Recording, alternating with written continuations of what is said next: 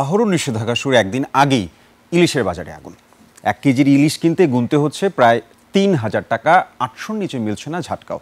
এদিকে triple century হাঁকিয়েছে কাঁচামরিচ, বৈরী আবহাওয়ার কারণে বেগুন, পটল সহ অন্যান্য সবজির দামও বাড়তে। বিক্রেতারা বলছেন বাজার মনিটরিংয়ের কথা।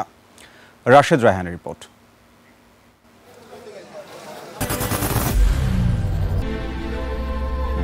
I am Ox.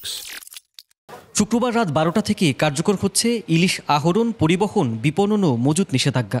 এই অজুহাতে বাজারে ইলিশের দাম ধরাছোঁয়ার বাইরে। বিক্রেতারা বলছেন সিজনের শেষ দিন হওয়ায় দাম বাড়তি, দুষছেন আড়তদারদের।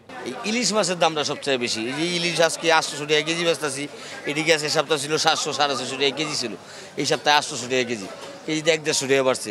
1 কেজি দেওয়া ছিল 2000 টাকা, আজকে 2400 টাকা কেজি। স্বস্তি নেই আমিষের বাজারেও। সপ্তাহের ব্যবধানে প্রায় 30 টাকা বেড়েছে মুরগির দাম। ব্রয়লার 180 টাকা, সোনালী 320, দেশি মুরগি কেজি প্রতি 600 টাকা। খাসির মাংস বিক্রি হচ্ছে 1200 ও গরুর মাংস 720 থেকে 750 টাকা কেজিতে। বৃষ্টিত কাঁচা বাজারে ভ্যাপসা গরম। দামের খেলায় কাঁচা মরিচ ট্রিপল সেঞ্চুরি আর ডাবল সেঞ্চুরি হাঁকিয়েছে গোল বেগুন। বাজারের এখন সব থেকে কম দামি সবজি পেঁপের কেজি 20 টাকা। বিক্রেতার দাবি, সবজির বাজারে কোনো সিন্ডিকেট নেই। শীতের সবজি উঠলেই নাগালে আসবে দাম। মানে কোনো সিন্ডিকেট নেই।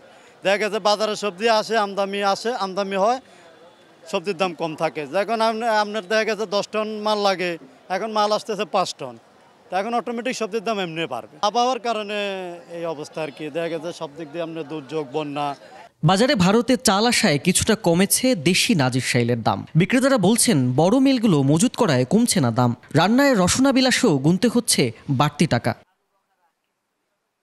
দামের লাগাম টেনে ধরতে নিয়মিত বাজার তদারকির দাবি সাধারণ ক্রেতাদের। রাশেদ রায়হান, 21 টেলিভিশন, ঢাকা।